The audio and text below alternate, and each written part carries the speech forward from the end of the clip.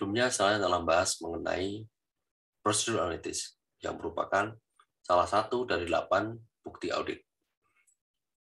Nah, dalam pelaksanaan prosedur analitis, auditor salah satunya adalah membandingkan rasio-rasio keuangan.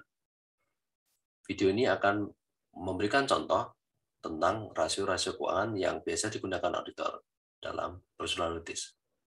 Mari kita saksikan.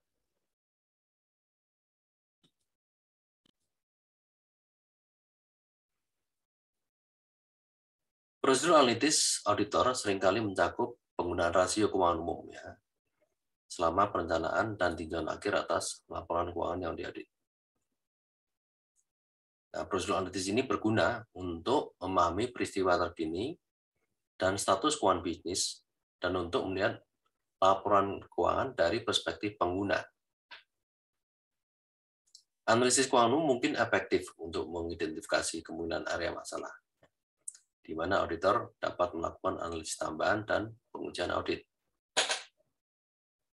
Lalu auditor harus memastikan untuk membuat perbandingan yang tepat. Perbandingan yang paling penting adalah dengan tahun-tahun sebelumnya untuk perusahaan dan rata-rata industri atau perusahaan serupa untuk tahun yang sama. Nah, kita coba lihat beberapa jenis ya rasio yang digunakan dalam prosedur analitis.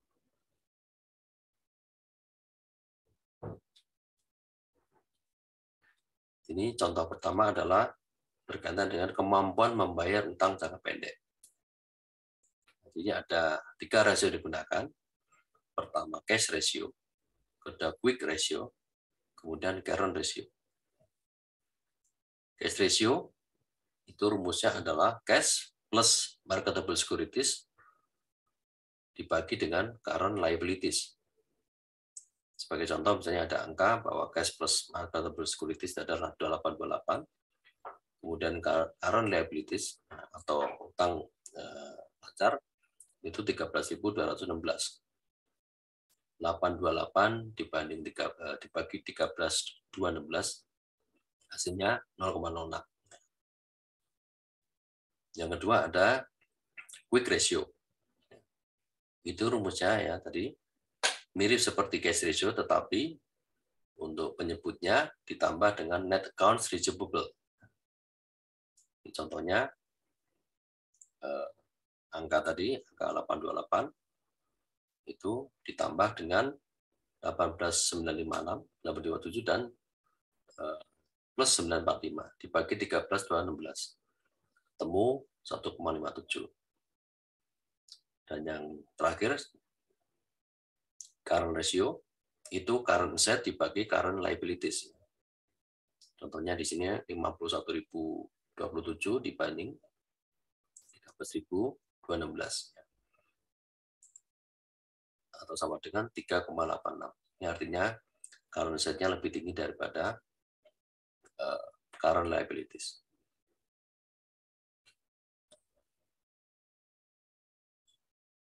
Rasio kedua berkaitan dengan rasio aktivitas likuiditas.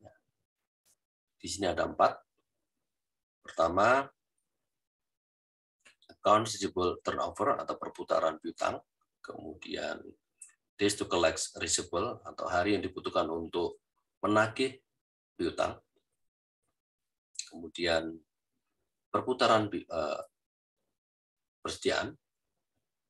Lalu yang terakhir hari yang dibutuhkan untuk menjual persediaan. Nah, ini masing-masing rumusnya adalah kalau perputaran piutang itu adalah net sales dibagi dengan average gross receivable. Ya. Jadi piutang rata-rata. Nah, ini ada angkanya contohnya ya. Anda bisa lihat sendiri di situ. Kemudian hari untuk mengumpulkan piutang rumusnya adalah 365 hari, 1 tahun ini, dibagi dengan perputaran piutang. Ini untuk menentukan kecepatan utang itu piutang itu terbayar. Jadi contohnya 365 dibanding 7,59 ketemu 48,09 hari. Jadi jika piutang terjadi hari ini, maka hari ke-49 kurang lebih begitu, itu baru piutangnya diterima atau dibayar oleh debitur. Lalu ketiga ini adalah perputaran persediaan.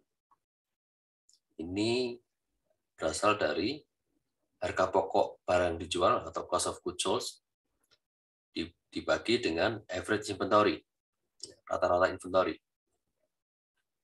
Rata-rata inventory itu rumusnya inventory awal plus inventory akhir dibagi 2, begitu. Nah, di sini punya data bahwa harga pokok barang dijual itu 103.251 dibagi rata-rata inventory. Jadi ketemu misalnya 3,36. Ya. Kemudian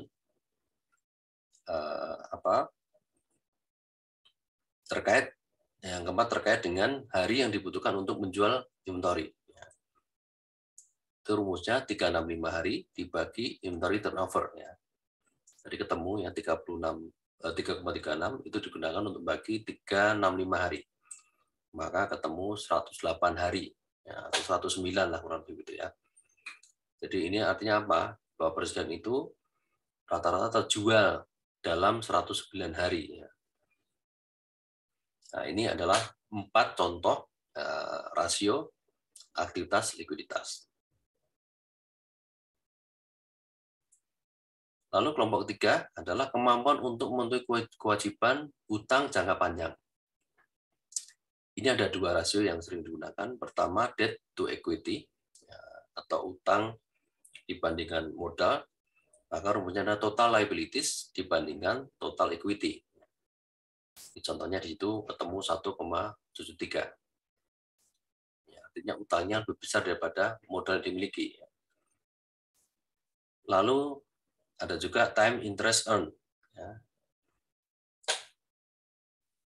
Ini rumusnya adalah operating income dibagi dengan interest expense. Nah, di situ ketemu misalnya 3,06.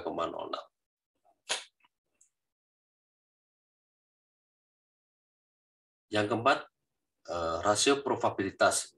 Ini ada banyak ya contohnya. Mulai dari earning per share sampai dengan return on common equity. Rumusnya masing-masing sebagai berikut. Kalau earning per share, harga per saham, kemampuan saham untuk menghasilkan earning ya setiap saham, itu rumusnya adalah net income dibagi average common shares outstanding. Ya. Ini average common shares outstanding artinya jumlah saham yang beredar rata-rata. Ya. Contohnya di situ net income-nya adalah 3.934, kemudian jumlah saham yang beredar rata-rata itu 5.000. Maka earning per share-nya setiap saham itu punya kemampuan untuk menghasilkan 0,79 dolar. Contohnya ini. Lalu ada juga gross profit persen. Itu net sales dikurangi cost of goods sold, ya, harga pokok barang dijual, dibagi net sales. Lalu ada juga profit margin, ya, margin dari profitnya berapa. Ini dihitung dari operating income dibagi net sales. Di contohnya ketemu 0,05. Sedang tadi gross profit persen itu 27,85%. Lalu ada juga return on assets. Ini dihitung dari income before taxes, income sebelum pajak, dibagi dengan average total assets, total aset rata-rata. Contohnya misalnya income before tax-nya 5.681, sedangkan aset rata-rata itu aset awal 61.367 ditambah 60,791 dibagi 2, maka ketemu 0,09. Dan yang terakhir, return on common equity, itu adalah income before taxes dikurangi preferred dividend, ya, dibagi dengan average stockholders equity. Ini rumusnya, maka hasilnya, contohnya adalah 0,26. Nah, Anda bisa pelajari lebih detail mengenai hal ini di literatur lainnya. Jadi di sini saya hanya menunjukkan beberapa rasio yang bermanfaat bagi auditor untuk proseduralitis ya. Ya, tadi tujuannya adalah mendeteksi, ya kalau di perencanaan mendeteksi salah saji ya, kemungkinan salah saji. Kemudian bisa juga dilakukan di tahap pengujian ya, dan tahap penyelesaian laporan audit.